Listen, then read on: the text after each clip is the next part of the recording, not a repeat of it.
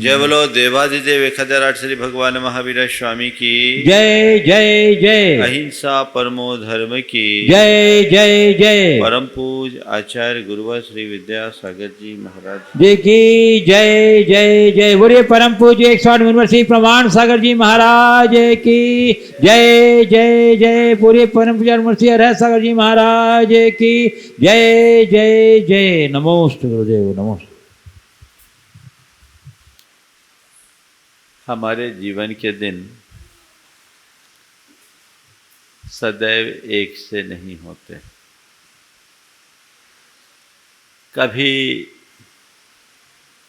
सब कुछ अनुकूल होता है तो कभी सब उल्टा पुल्टा हो जाता है। हम जो सोचते हैं चाहते हैं उससे एकदम विपरीत होता है। मनुष्य के मन की एक बड़ी दुर्बलता है कि वो अनुकूलता को तो स्वीकार लेता है, प्रतिकूलता को झेलने में वह बहुत कमजोर पड़ जाता है। लेकिन संत कहते हैं कि अनुकूलता और प्रतिकूलता तुम्हारे हाथ में नहीं है, ये प्रकृति के हाथ में है जो संयोगों से नियंत्रित और संचालित है।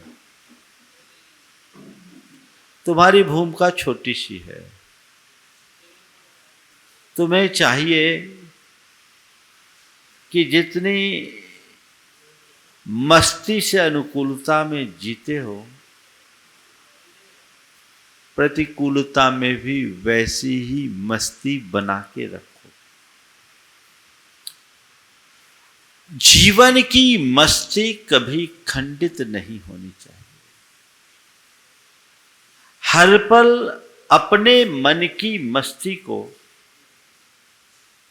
बनाकर कैसे जिया जाए, एक बड़ा अहम प्रश्न है। मेरे मन में मस्ती हो कैसे? आज गुरुदेव का वही संदेश हम सबको मिल रहा है। वो कहते हैं सुनना हो तो नगाड़े के साथ में बांसुरी सुनो। सुनना हो तो नगाड़े के साथ में बांसुरी सुनो। नगाड़े के तान में और बांसुरी के सुर में जमीन आसमान का अंतर है। लेकिन जीवन का मजा तभी है जब हम नगाड़े के साथ में बांसुरी सुनने के अभ्यासी हों। इसका तात्पर्य केवल यह है कि सब तरफ प्रतिकूलता होने के बाद भी अपने मन की प्रसन्नता और मस्ती को टिका करके जियो। और यह तब संभव होगा जब हम केवल अपने प्रयोजन से प्रयोजन रखेंगे। मनुष्य की एक बड़ी दुर्बलता है कि बेवजह की बातों में अपने चित्त को ज्यादा उलझाता है। प्रयोजन से प्रयोजन रखने वाला व्यक्ति हर पल आनंद में रहेगा। उसकी दृष्टि बड़ी सहज और सोच सकारात्मक होगी। सुनना हो तो नगाड़े के साथ में बांसुरी सुनो। मैं एक व्यक्ति को जानता हूं, बड़े धार्मिक प्रवृत्ति के, संयमी, विनम्र और सरलता की प्रतिमूर्ति। लेकिन उनकी धर्मपत्नी एकदम विरुद्ध है। और संयोग जब भी वो भोजन करने आए, भोजन के साथ उन्हें अपनी पत्नी की झाड़ भी पीनी पड़ती थी, झेलनी पड़ती। कभी ऐसा कोई दिन नहीं हुआ। एक दिन उनके एक मित्र उनके साथ भोजन करने के लिए बैठे, दोनों साथ में भोजन कर रहे हैं। और उनकी धर्मपत्नी का तो जो रोज का अभ्यास था, वो उसी तरह की बातें करना शुरू कर दी, उल जलूल बकना शुरू कर दी, और ये मुस्कुराते हुए भोजन कर रहे हैं। आगंतुक मित्र को बड़ा अटपटा लगा, पर अब इनकी धर्म पत्नी ये क्या कहे, उस समय कुछ कह नहीं सका। लेकिन वो बड़े प्रेम से भोजन कर रहे थे। तो बाद में उनने पूछा कि भैया, तुम्हारी धर्मपत्नी ऐसा बोल रही थी मानो जहरी भोजन ही जहर बन जाए, और फिर भी तुम बड़े प्रेम से खा रहे भोजन कर रहे थे, मामला क्या है? बोला, आपको पता नहीं, मैं पत्नी की हाथों से बनी चीजों का भी स्वाद लेता हूं और रोज उनकी बातों का भी स्वाद लेता हूं। मजा आता है, असली जायका वही है। सुनना हो तो नगाड़े के साथ में बांसुरी सुनो, विसंगति में संगति बिठाओ। जीवन का मजा यही है। लेकिन लोगों को तो बांसुरी भी नहीं सुहाती, नगाड़े की बात तो बहुत दूर की। जीवन का मजा यही है। हम चीजों को बदले, ये हमारे हाथ में नहीं है, पर चीजों के प्रति अपना दृष्टिकोण बदले, ये हमारे हाथ में है। हम बदल सकते हैं, अपने जीवन में बदलाव घटित कर सकते हैं, और वही घटित होना चाहिए। 4 बातें: हस्ती, चुस्ती, सुस्ती और मस्ती। हस्ती, चुस्ती, सुस्ती और मस्ती। आप हस्ती किसको मानते हैं? बड़ी बड़ी हस्तियां हैं। अरे बहुत बड़ी हस्ती। कौन है हस्ती? जिसकी हैसियत ऊंची है, जिसके पास बड़ा ठाट बात है, जिसके पास अपार धन वैभव है, जो प्रचंड पराक्रम का धनी है, जिसका अपना रुतबा, प्रभाव और धाक है। लोक में वो व्यक्ति एक हस्ती के रूप में जाना और माना जाता है। उसे एक हस्ती के रूप में देखते हैं, ये बड़ी हस्ती है। लेकिन हमने देखा है, अनुभव किया है, आपने भी देखा और अनुभव किया होगा कि अच्छी अच्छी हस्तियों में एक प्रहार में सुस्ती छा जाती है, पस्त पड़ जाते हैं। मन के प्रतिकूल हुआ, पस्त पड़ गए, सुस्त। किसी ने 2 वचन बोल दिए, एकदम शरीर ठंडा ढीला। थोड़ा सा प्रतिकूल हो गया, अरे क्या मुंह लटका के बैठ गए। ये सुस्ती क्यों?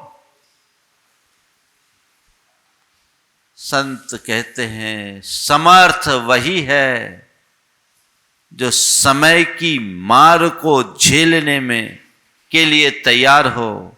समर्थ वही है जो शब्दों की मार को भी सह सके। शस्त्र के आघात को सहने वाले लोग दुनिया में मिल जाएंगे, लेकिन समय और शब्द के आघात को सहने वाले लोग बहुत कम मिलते हैं। वे वही हो सकते हैं जो विसंगति में संगति बना करके जीने का मार्ग जानते हो, जिनके अंदर विसंगति में संगति बनाकर जीने की कला हो। थोड़ा ऊंचा नीचा हुआ, मन ऊंचा नीचा हो जाता है। मैं ऐसे अनेक लोगों को जानता हूं जिनकी कभी तूती बस्ती थी, जिनके नाम की कभी तूती बस्ती थी, जिनका बड़ा रुतबा था, नाम था, प्रभाव था,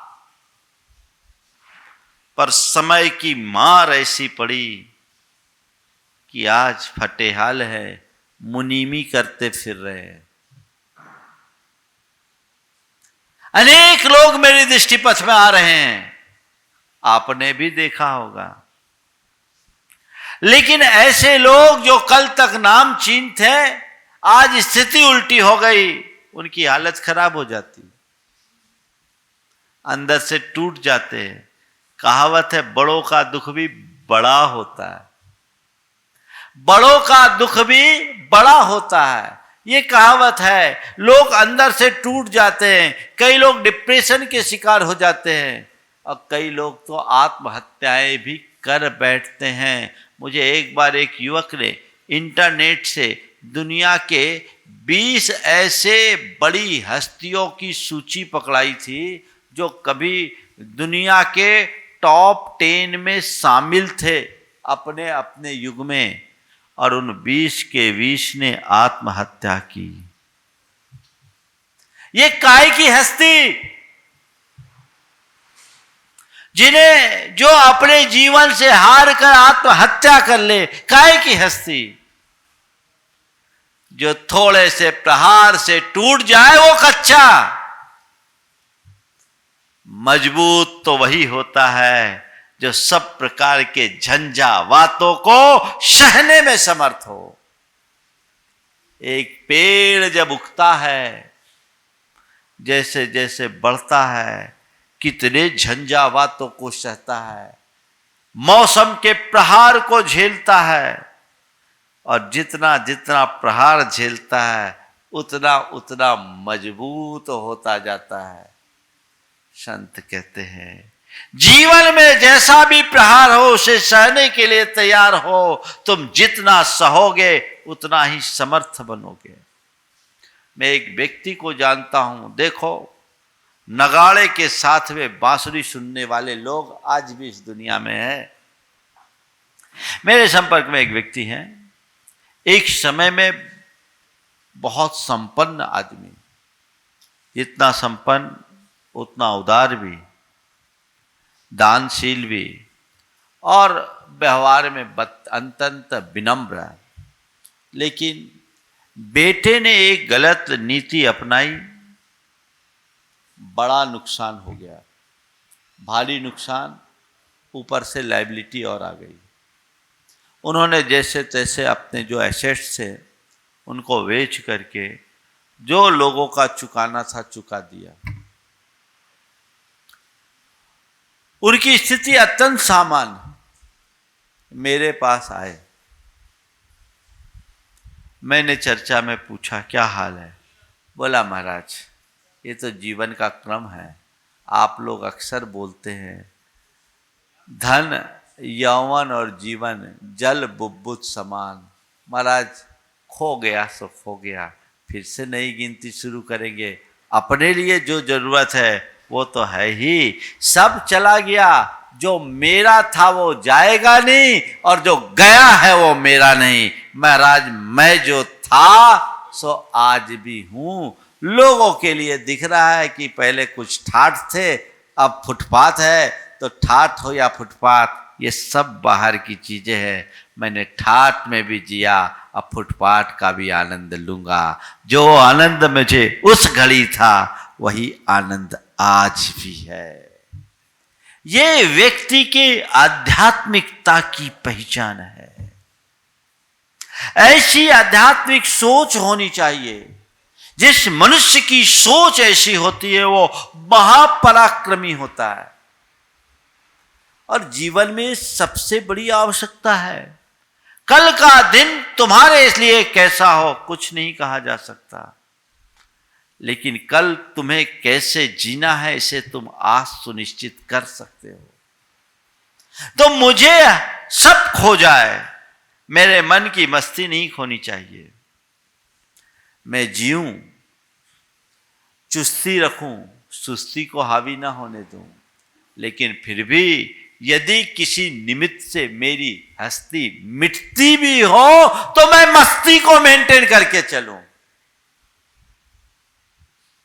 चाहे जैसी स्थिति हो, मैं अपने मन की प्रसन्नता को खंडित ना होने दूं।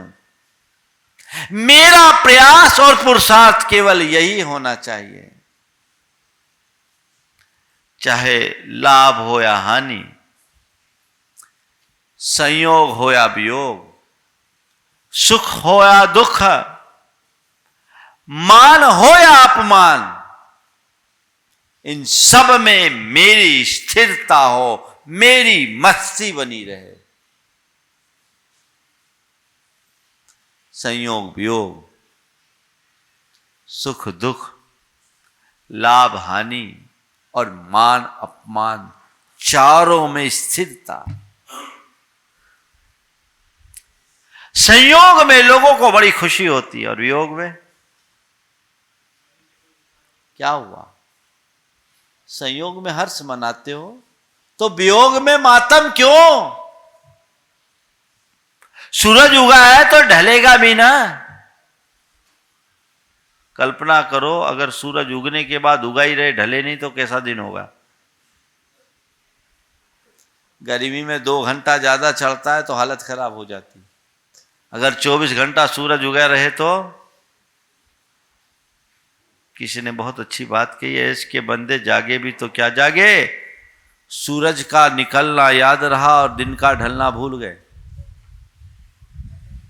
सूरज का निकलना याद रहा और दिन का ढलना भूल गए। अरे जैसे तुम सुबह के सूर्य का स्वागत करते हो, वैसे ही डूबते हुए सूर्य का भी सत्कार करना चाहिए, क्योंकि वह तुम्हें विश्राम में जाने का संदेश दे रहा है। वो दृष्टिकोण, संयोग और वियोग में समता, वही कर सकता है जिसके हृदय में आध्यात्मिक ज्ञान का प्रकाश हो, जो निज और पर के भेद को जानता हो, जो आत्मा और अनात्मा के रहस्य को जानता हो, क्या स्व है क्या पर है इसे पहचानता हो, वह अपने जीवन में आगे बढ़ सकता है। एक महिला बड़ी धार्मिक आध्यात्मिक विचारों से ओतप्रोत, सरल और विनम्र स्वभावी थी। उसका पति थोड़ा उग्र मिजाजी, क्रोधी और मोहासक्त था। वो किसी तरह अपने पति को रास्ते पर लाने का प्रयास करती, लेकिन पति अपने मिजाज में जीता। संयोग ऐसा हुआ कि एक दिन अचानक हृदय गति रुक जाने से उसके 25 वर्ष के बेटे की मृत्यु हो गई। 25 वर्ष के इकलौते बेटे की मृत्यु अचानक हृदय गति रुक जाने से। पिता घर पे नहीं है, गांव से शहर की ओर गया है। घर में अकेली मां थी।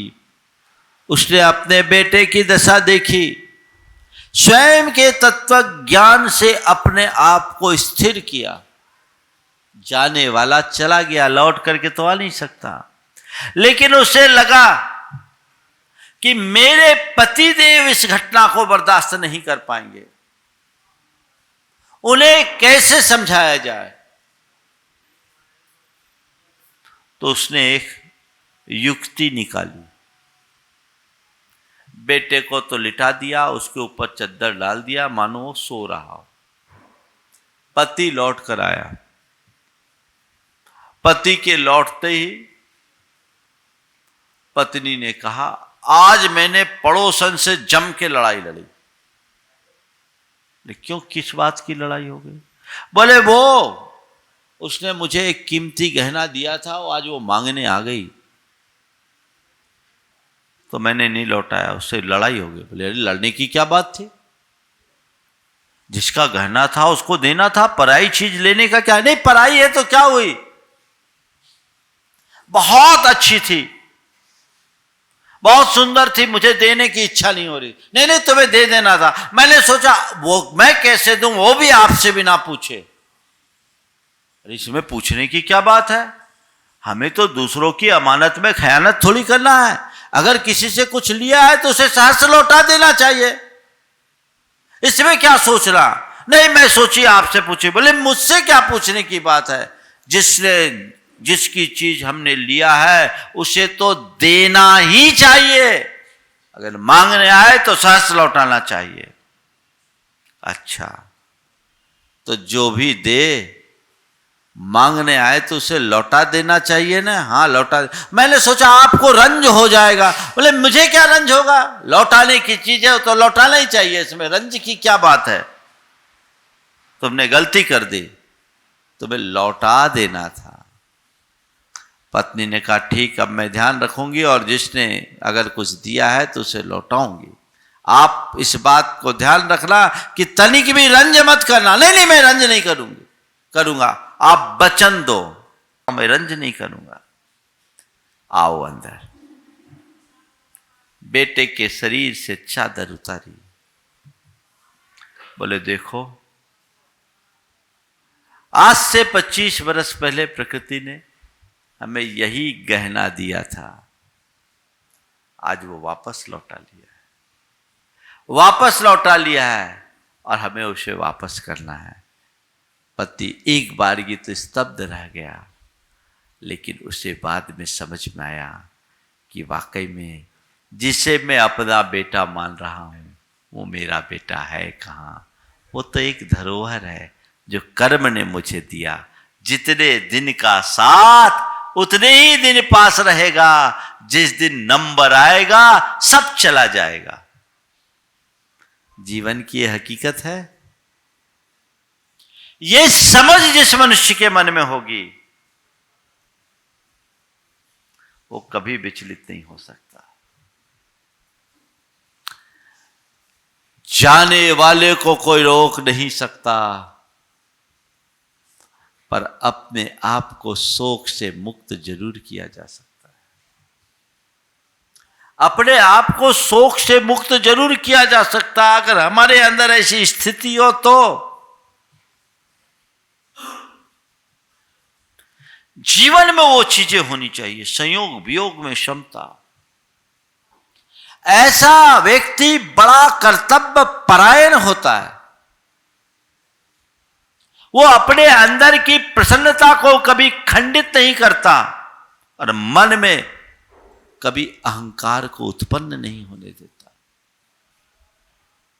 मनुष्य के जीवन की असहजता की मूल कारण उसका अज्ञान, उसकी अहंता, उसका असहयोगपूर्ण जीवन दृष्टिकोण और उसकी असहिष्णुता है। इनके कारण वो असहज होता है। यदि ज्ञान प्राप्त कर ले, सही समझ विकसित कर ले, तो चाहे जो हो वो हर स्थिति में सहजता को मेंटेन करके चल सकता है। तो संयोग और वियोग में समता। सुनना हो तो नगाड़े के साथ में बांसुरी सुनो, उसका भी एक मजा है,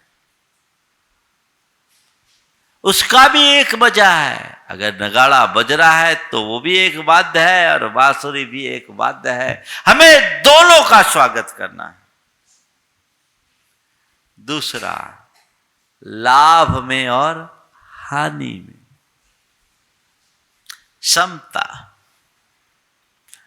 लोग लाभ को तो बड़े आनंद से जी लेते हैं, हानि हर किसी को बर्दाश्त नहीं होती।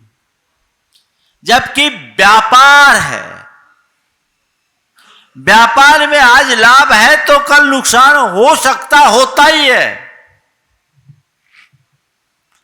पर जो सच्चा व्यापारी होता है वो लाभ और नुकसान से ज्यादा प्रभावित नहीं होता। और साधारण व्यक्ति लाभ में फूलता है और नुकसान में एकदम सुस्त पड़ जाता है। नहीं, तेरी हस्ती लाभ की तरह नुकसान में भी मस्ती बनाए रखने में है। एक व्यक्ति 15 लाख का दान दिया। देखो मस्ती किसको बोलते हैं। 15 लाख का दान दिया और उसी समय उसको 85 लाख का नुकसान हुआ था। 85 लाख का नुकसान हुआ और उस समय 15 लाख का दान दिया। किसी ने कहा भैया तुम अभी इतना बड़ा नुकसान झेले हो, 15 लाख का दान कैसे दे रहे? बोला मैंने सोचा सब राउंड फिगर में चलने दो। यह मस्ती, राउंड फिगर में चलने दो। 85 हुआ, 1 करोड़ चला जाता तो झेलता कि नहीं झेलता? क्या दृष्टिकोण है। और यहां नुकसान तो जाने दो, थोड़ी कमाई कम हो जाए तो रोना रोते लोग। अपनी कमाई को ही गंवा देते हैं। ऐसे लोग रोते रहेंगे, जीवन के संगीत का आनंद नहीं ले सकते। प्रतिकूलता में भी आनंद होना चाहिए। लाभ और हानि को व्यापार की तरह देखना चाहिए। यथार्थता जो लाभ है वो भी मेरा नहीं है और जो हानि है वो भी मेरी नहीं है। मेरा तो केवल मैं हूं, इतनी भर समझ हो जाए। एगो हम सासदो आदा नार दंसल रखनो शेषा में बाहिरा भावा सव्वे संजोग लखना। ये जीवन का परम यथार्थ। इस यथार्थ को समझ लो तो फिर क्या है? संयोग है, मेरे पास है, मेरे थोड़ी है। मेरा काम उनको मैनेज करना है, उनको संभालना है, उनका सद्व्यय करना है। इसके अलावा कुछ नहीं। न मैं लेकर आया हूं न मैं लेकर जाऊंगा। जिंदगी भर जोड़ भले लूं, जाना तो छोड़कर। जिंदगी भर जोड़ भले लूं, जाना तो छोड़कर है। ठीक है, ज्यादा लाभ कमाऊंगा ज्यादा छोड़ूंगा और नुकसान होगा कम छोड़ूंगा। जाना तो छोड़ना ही है। हमेशा अपना दृष्टिकोण स्पष्ट होना चाहिए। एक आध्यात्मिक व्यक्ति की दृष्टि पर संयोगों में अपनत्व की नहीं होती। स्वामित्व के साथ मत जियो, केवल कर्तव्य भाव से सबका समायोजन करो। ये मानो मैं मालिक नहीं मैनेजर हूं। क्या? मालिक नहीं मैनेजर हूं। मैनेजर किसी भी कंपनी में काम करता है, फर्म में काम करता है, ढंग से मैनेज करता है, कोशिश करता है नुकसान ना हो लाभ हो, पर उसके लाभ से उसे कोई खास खुशी नहीं और नुकसान से उसको कोई तकलीफ नहीं। कुछ नहीं है। आ गया तो आप अपना जमा कर लो, चला गया तो नाम लिख लो। क्रेडिट डेबिट का सिस्टम चलता रहता है। बैंक में करोड़ों का ट्रांजैक्शन होता है डेली। बोलो, बैंकर्स को कोई हर्ष विषाद होता है क्या? तुम अपना पैसा जमा करते हो तो तुम्हारा है, तुम निकालते हो तो तुम्हारा। भैया ठीक है, हमें तो जो जमा खर्च करनी वो कर लिया। प्रॉफिट हो तो वो भी मेरा नहीं और लॉस हो वो भी मेरा नहीं। ये समझ अपने मन में जगा लो तो नुकसान में भी तुम आनंदित रह सकोगे। लोग थोड़े नुकसान को भी नहीं झेल पाते और मैं ऐसे ऐसे लोगों को जानता हूं जो बड़े बड़े नुकसान को भी बहुत सहजता से झेले, केवल इस वेद विज्ञान के बल पर। ठीक है, गणेश प्रसाद जी वर्णी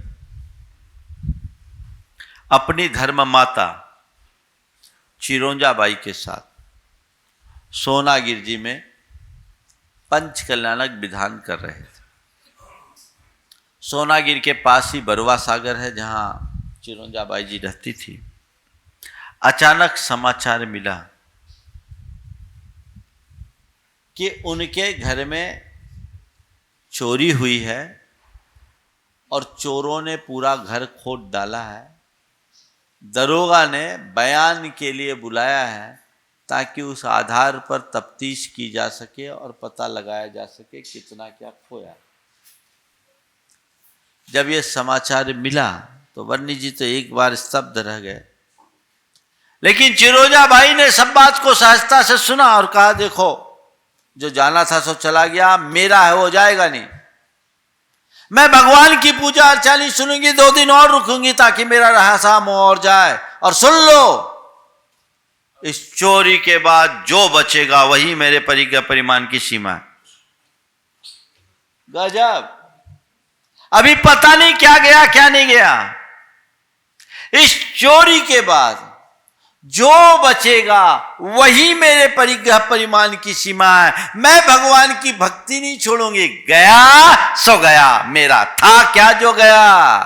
यह है नगाड़े के साथ बांसुरी। सुनना हो तो नगाड़े के साथ में बांसुरी सुनो। और फिर सुनो, 2 दिन तक और विधान किए। घर आए, देखा पूरा घर खुदा पड़ा था। घर आए, देखा पूरा घर खुदा पड़ा था, लेकिन जहां असली माल था वहां चोरों की नजर ही नहीं। सब सुरक्षित रह गया, बहुत हल्का नुकसान हुआ। दूसरा होता, अरे चलो भैया विधान तो ठीक है, देखते हैं क्या हो गया, सब चले गया। अब चले गया तो बचा क्या। दृष्टि आध्यात्मिक होनी चाहिए। संयोग में वियोग में, लाभ में हानि में, सुख में दुख में, सुख और दुख हो उनमें भी स्थिरता रखो। अपने आप को विचलित मत करो। सहज भाव से आप उनका सत्कार करो। लोग सुख में तो बड़े खुश होते हैं, दुख बर्दाश्त नहीं करते। आप मेरी भावना में रोज ये पंक्तियां बोलते हो, होकर सुख में मग्न न फूलूं, दुख में कभी न घबराऊं, इष्ट वियोग अनिष्ट योग में सहनशीलता दिखलाऊं। तो जैसे आप सुख में सुखी हो, वैसे दुख में भी सुखी रहो। ये सुख दुख तो बाहर के संयोग है, परिस्थितियों के अनुकूल है। आज सब कुछ अच्छा चल रहा, अचानक कोई विपत्ति आ गई, बड़ा दुख होता है। अभी मैंने सुना 1-2 दिन पहले ही एक मकान ढहा, 3 लोग चले गए आपके पड़ोस में, जबलपुर में। चले गए, धन की थैली हाथ में है और उसी के पीछे गए, वहीं जमींदोज हो गए। जीवन का कोई भरोसा नहीं, कब क्या हो जाए। आज मेरे साथ सब कुछ अनुकूल चल रहा है, कल ऐसा चले ये कोई जरूरी नहीं है। लेकिन हम अपने परिणाम को तो स्थिर रखें, वो तो मेरे हाथ में है। एक सब्जी बेचने वाली महिला थी, सब्जी बेचती थी और उसका इकलौता बेटा मर गया। देखो, कभी कभी साधारण व्यक्ति भी हमारे जीवन में असाधारण बात, असाधारण आदर्श उपस्थित कर सकते हैं। सब्जी बेचने वाली महिला का इकलौता बेटा मर गया। बेटा मरा, 2-3 दिन जो रस्म रिवाज वो पूरा किया, जवान बेटा मरा।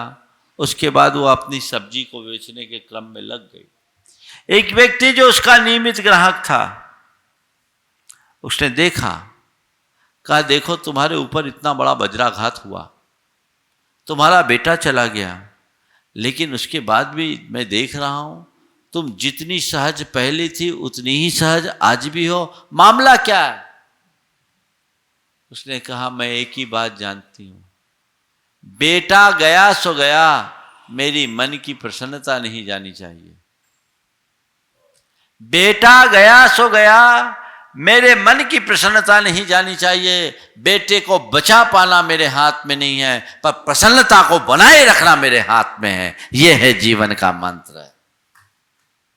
जो मेरे हाथ में मैं उसे क्यों खोऊं? ये तो है प्रभु की इच्छा। उसने अपने शब्दों में कहा कि प्रभु की यही इच्छा थी, जिसने दिया उसे लेने का हक है। कितने बड़े तत्व ज्ञान की बात एक सब्जी बेचने वाली महिला ने प्रकट कर दी। जीवन की सच्चाई को स्वीकार लेने वाले लोग कभी दुखी नहीं हो सकते। अनुकूल प्रतिकूल संयोग कब कैसे होते होने दो, इनमें मुझे स्थिरता रखनी है। पर लोग पल में मासा पल में तोला होते, क्षण में उतार छल में उभार। ये एक हल्केपन का द्योतक है। गहराई में जाना चाहिए और मनुष्य जीवन हर स्थिति में प्रसन्नता को टिकाकर मस्ती में जीने का है। अपनी मस्ती में जियो। मस्ती चीजों में नहीं है, साधनों में नहीं है, मस्ती मन में है। अपनी मन की मस्ती टिका के रखो। अभी मंदी की चर्चा बहुत है। 2008 में भी मंदी आई थी। उस समय मंदी को लेकर जो आए, बहुत मंदी चल रही है, बहुत मंदी चल रही है। अब भगवान जाने, कारोबार जैसा है वैसा है, सब कुछ ठीक है, लेकिन मंदी है। दिमाग में मंदी जिसकी बैठ जाती है, उसके जीवन में सुस्ती आ जाती है, वो कुछ कर नहीं पाता। और आध्यात्मिक व्यक्ति के मन में हमेशा चुस्ती होती है, जिसके बल पर वो मस्ती में जीता है। उस मंदी के दौर में भी एक व्यक्ति को मैं जानता हूं, उनकी मस्ती बनी हुई थी, अंदर की मस्ती। उनके मित्र ने एक दिन, दोनों साथ में बैठे थे मेरे पास, महाराज बड़ी मंदी है। तो दूसरे ने कहा महाराज हम इसको अच्छा मानते हैं। बोले क्या हो गया? मंदी है तो थोड़ी फुर्सत मिलने लगी है, भगवान का भजन पूजन अच्छे से कर रहे हैं, आप लोगों के लिए समय दे रहे हैं। अगर रोज की तरह मंदी नहीं होती, रोज जैसी तेजी होती, तो महाराज आपके सानिध्य का लाभ कैसे उठा पाते? यही बात अभी लॉकडाउन के दरमियान भी कुछ लोगों ने कहा, अरे लॉकडाउन बंद बंद बंद, अभी सब कुछ छूट गया। तो कुछ लोगों ने कहा महाराज जो हो गया सो हो गया, अच्छा ही है, कम से कम हम इतने समय अपने और अपने परिवार के साथ तो रह पा रहे हैं। वर्षों से जो लोग अपने परिवार को समय नहीं दे पाए, वो समय बिता रहे हैं। जिनकी सोच सकारात्मक है, उन्होंने इस प्रतिकूल समय को भी मस्ती में बिता लिया, और जिनकी सोच नकारात्मक, वो तो कितनी भी अच्छा समय हो उसे भी बर्बाद कर देते हैं। तो सुनना हो तो नगाड़े के साथ में बांसुरी सुनो। बहुत गहरा संदेश आपको आने वाले पर्युषण पर्व में यही कला बताई जाएगी। रोज ही वो भी बताई जाती है, पर 10 दिनों में कुछ विशेष, क्योंकि आप लोग 10 दिन के लिए थोड़ा ज्यादा तत्पर और जागरूक रहते हैं। हमें एक कला सीखना है। जीवन में बदलाव वाला उतार चढ़ाव होना जीवन की नियति है, पर उसमें स्थिरता बनाकर जीना, अपनी मस्ती को टिकाए रखना हमारा पुरुषार्थ। नियति से बड़ा पुरुषार्थ होता है। हम अपने पुरुषार्थ को जागरूक रखें, हमेशा चुस्त दुरुस्त रहें, सुस्त ना पड़े, तभी हमारे जीवन की हस्ती काम में आएगी। नहीं तो अच्छे अच्छे की हस्ती डूबते देर नहीं लगती। एक पल में शिखर पर बैठा व्यक्ति सतह में आ जाता है। अर्श से फर्श पर आते कोई देर नहीं लगती। ये तो जीवन की परिणति है, होता रहता है। हमें अपना लक्ष्य देखना है, हमें अपनी दृष्टि को बिल्कुल साफ रख करके चलना है। उस दिशा में चलेंगे तो हर पल मस्ती, चाहे जो हो जाए वो अपनी मस्ती होनी चाहिए। कबीर दास की ये पंक्तियां बड़ी अच्छी है। सूरज भी जाएगा, चंदा भी जाएगा, जाएगा पवन और पानी। सूरज भी जाएगा, चंदा भी जाएगा, जाएगा पवन और पानी। दास कबीरा की मस्ती नहीं जाएगी, ज्योति में ज्योति मिलानी।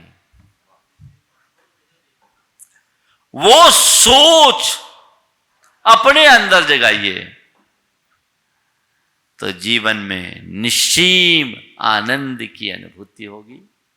वैसी अनुभूति हम सबके जीवन में नित्य प्रति होते रहे, ये कला अपने भीतर विकसित करनी है। 10 लक्षण धर्म हमें वही कला बताते हैं। श्रावक संस्कार शिविर में भागीदारी लेने के लिए आप सब लोगों ने बहुत तत्परता दिखाई। काफ़ी संख्या में लोगों ने अपनी भागीदारी सुनिश्चित की, जिनने फॉर्म भरे, और आज आप सबको संकल्पित भी करा दिया गया। जो लोग आज संकल्पित नहीं हुए उन्हें कल भी संकल्पित करा दिया जाएगा। यह आपका संकल्प है कि हम इस अनुष्ठान के लिए, इस शिविर के लिए अपने आप को समर्पित करते हैं। ये संकल्प आपको सिद्धि देगा और इसी संकल्प के बल पर आप अपने जीवन को ऊपर उठाए। इसी शुभ भावना के साथ मैं जाप पूर्वक विराम लूंगा। जो कार्यक्रम की रूपरेखा आप सबको बताई गई, शाम के समय में उसके विषय में बता दिया गया। नियमों का जो जितना पालन कर सके, स्वयं के प्रति ईमानदार बन करके आप उसका निर्वाह करें और 10 दिनों में जितना अपने लिए संजो सके संजोने की कोशिश करें। पार्श्वनाथ भगवान की जाप और उसके बाद विराम। ओम ह्रीम अर्हं श्री पार्श्वनाथ जिनेन्द्राय नमो नमः। ओम ह्रीं अर्हं श्री पार्श्वनाथ जिनेन्द्राय नमो नमः। ओम ह्रीम अर्हं श्री पार्श्वनाथ जिनेन्द्राय नमो नमः। ओम ह्रीं अर्हं श्री पार्श्वनाथ जिनेन्द्राय नमो नमः। ओम ह्रीम अर्हं श्री पार्श्वनाथ जिनेन्द्राय नमो नमः। ओम ह्रीं अर्हं श्री पार्श्वनाथ जिनेन्द्राय नमो नमः। ओम ह्रीम अर्हं श्री पार्श्वनाथ जिनेन्द्राय नमो नमः। ओम ह्रीं अर्हं श्री पार्श्वनाथ जिनेन्द्राय नमो नमः। ओम ह्रीम अर्हं श्री पार्श्वनाथ जिनेन्द्राय नमो नमः। ओम ह्रीं अर्हं श्री पार्श्वनाथ जिनेन्द्राय नमो नमः। ओम ह्रीम अर्हं श्री पार्श्वनाथ जिनेन्द्राय नमो नमः। ओम ह्रीं अर्हं श्री पार्श्वनाथ जिनेन्द्राय नमो नमः। ओम ह्रीम अर्हं श्री पार्श्वनाथ जिनेन्द्राय नमो नमः। ओम ह्रीं अर्हं श्री पार्श्वनाथ जिनेन्द्राय नमो नमः। ओम ह्रीम अर्हं श्री पार्श्वनाथ जिनेन्द्राय नमो नमः। ओम ह्रीं अर्हं श्री पार्श्वनाथ जिनेन्द्राय नमो नमः। ओम ह्रीम अर्हं श्री पार्श्वनाथ जिनेन्द्राय नमो नमः। ओम ह्रीं अर्हं श्री पार्श्वनाथ जिनेन्द्राय नमो नमः। जय बोलो चिंतामणि श्री पार्श्वनाथ भगवान की जय। परम पूज्य आचार्य गुरु श्री विद्यासागर जी महाराज की जय।